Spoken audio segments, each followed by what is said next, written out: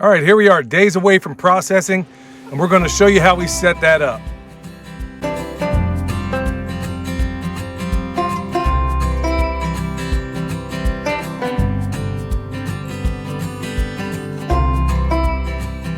Anybody that's been following us knows what we've been doing in this chicken tractor on steroids, but with meat birds. Now, typically when people think of meat birds, they think of Cornish crosses, but in this case, we have big red broilers from a particular hatchery. And we also have some other birds in here also that we got. We're trying to replenish our laying flock as well. So we got about maybe 5 other breeds in here. I'm looking at a Delaware, Barred Rock, a couple of Australorps. Anyway, here's what's going to happen. And today I think is Wednesday. So here we are. We're in here. These guys are, when I said we were hitting the point of diminishing returns, I think I might have been a little bit ahead of myself because I can tell you now, I think they've actually gotten bigger. But here, the problem we're running into, here we are at week 17, and right at the demarcation point of week 16, and this is just for anybody thinking about doing this, it was at that point we really started to notice. Sorry, folks, when we're here, I don't know if you hear the truck in the background, but whenever we're here, we get a lot of rubberneckers because people are interested in what's going on here. Nobody actually stops to talk around here, but that's okay. Anyway, these guys, when they hit that week 16, it was almost as if it was somebody fired a starting gun and said off to the races, because that is when we really started to see the roosterness of the rooster come out, and I mean with a quickness. It was like at that point, all the testosterone kicks in. And I'm telling you what, it's at that point where these roosters are doing more on 6 foot of mattress than a monkey on 60 foot of vine. And so we got to do something about it. So we got some people that are going to come out Saturday. They're going to help us process.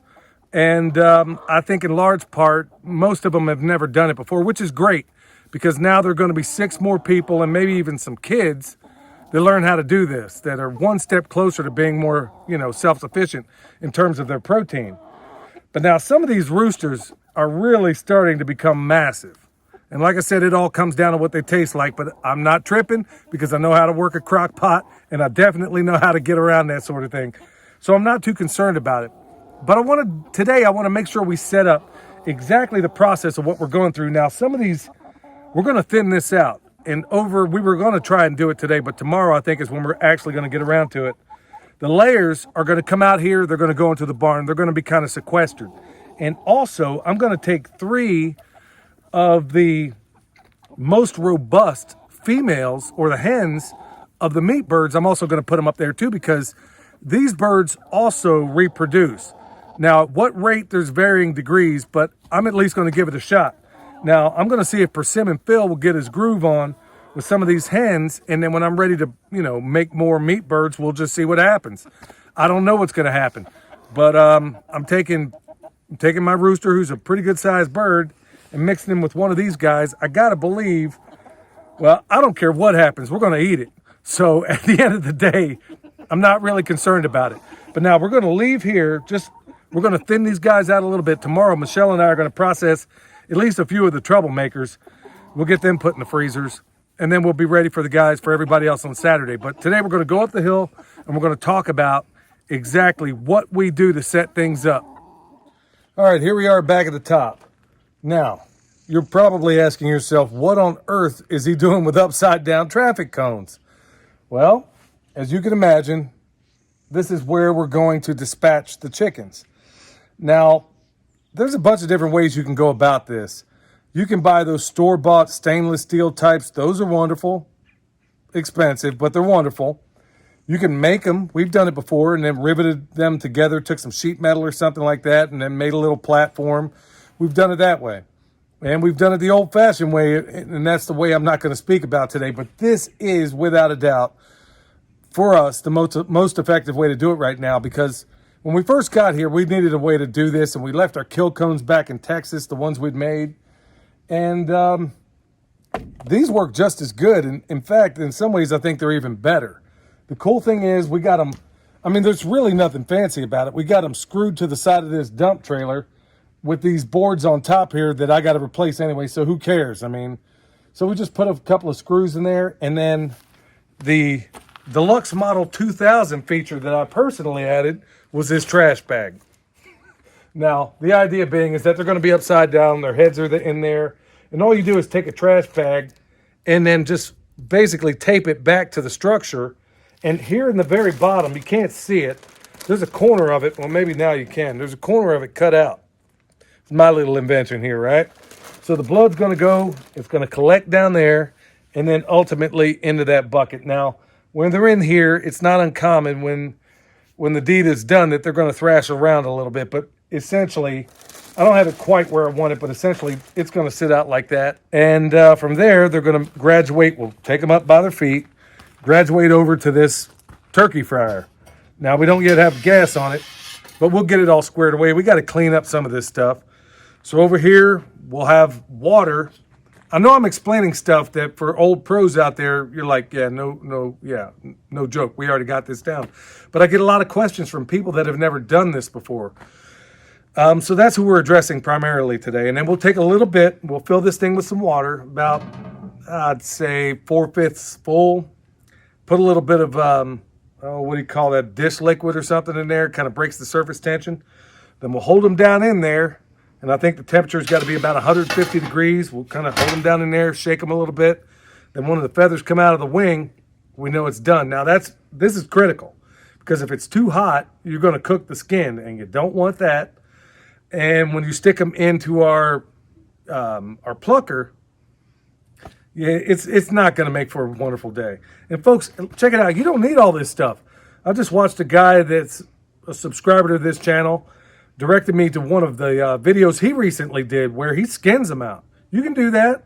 Not a problem. You can go about it that way, and it's completely okay if that's what you want to do. But they're going to graduate from here. We pull the feather out. Then they're going to go to this handy-dandy chicken plucker. And no, I didn't say a bad word. That's what this thing is. Now, in the old days, we made one a while back. If you look at the interview we did with Darren and Patty, back in the day, we made one of these, and it worked great. You don't have to spend a lot of money to get something like this, which I can't recall what it was, but I'm guessing somewhere in the neighborhood of about $300, maybe $400. Anyway, we made one that was every bit as effective as this one, in some ways even better, because it was no problem. You could stick a pterodactyl in that thing and it would take the feathers out of it. Probably helped that we had a 1-horse motor on the side of it too. So that thing worked perfectly. But another thing, we left in Texas. So we bought this one because at the time it made perfect sense. And I gotta be honest with you, in some ways it still does. Because unlike the one before that had something of a chute system, the feathers would all collect at the bottom. But this one is kind of cool in that it has a little round chute in there. So we take this bucket that has holes in it. I think we just drill some 1/2-inch holes around it. And it's going to let the water go through but hang on to the feathers. And that's exactly how it rolls down. So we can collect those feathers, we'll collect all the other things, and then we're going to do something else special with it too. It is good to know that we respect these animals so much that we don't waste anything on it. So from here, it's going to go over to the butcher table, and that's going to be a whole different video. So with the folks out here that have never done this before, it's really going to be a great video in showing you, folks, we're not fusing DNA here. This is not difficult. Now, I know a lot of people are a little perplexed about how to go about doing this stuff, but it's not difficult. There's nothing hard about it, especially as it pertains to chickens. And with any luck, in the last butchering video we showed you one way of doing it, where you take it and you piece it out. This time, we'll probably do some of that, but we're also going to leave most of them whole this time, and maybe get a better reckoning of exactly how much meat we walk away with. But folks, especially to those of you out there that have never done this before, this is your basic setup. And like I said, you don't even need this. Like I said, one gentleman, he just basically went from the kill cone to the butcher's table, and you can do it that way. Or they make little handy-dandy devices that you can stick on a battery drill and then pluck the feathers out. Takes a bit longer. I think this thing maybe takes 10 seconds, somewhere thereabouts. So if you process a lot of birds, this thing is definitely the cat's meow. Maybe not so many. Maybe you want to try other methods. But anyway, this is the long and short of how we're going to get started doing this.